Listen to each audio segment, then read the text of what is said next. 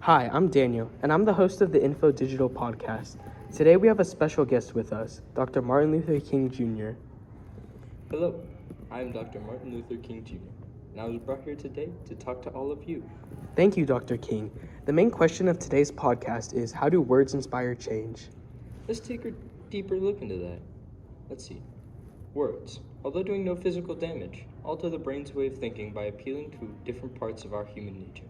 That's great, but could you please go into specifics? Well, Daniel, if you say so. Take my speeches as a prominent example.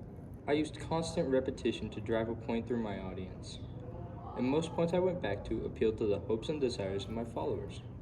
This motivated them to make change, not just for themselves, but for all people around them. Okay, so basically, use repetition and pathos to drive your point to the audience. Please continue. I also use God as credibility, since I am a Baptist minister. I am trusted as a vessel for God's wisdom. People can trust me because I bring them closer to God. That would be a great example of credibility, right?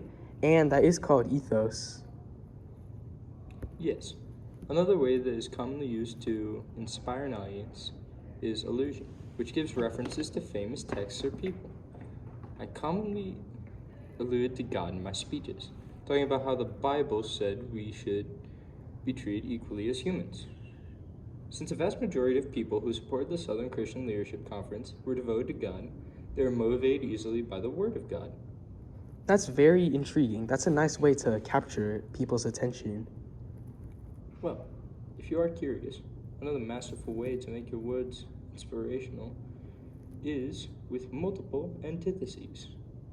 In my I Have a Dream speech, I used antitheses when I said, I have a dream that my 4 little children will one day live in a nation where they will not be judged by the color of their skin, but by the content of their character.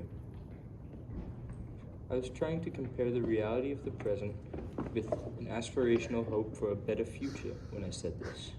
That's a great example. Do you have anything else to add?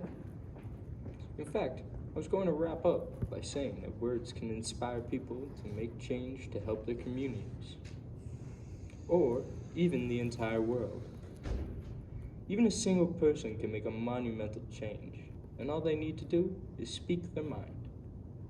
Although one person may find it hard to make a change, when they find more people like them, they will grow in support.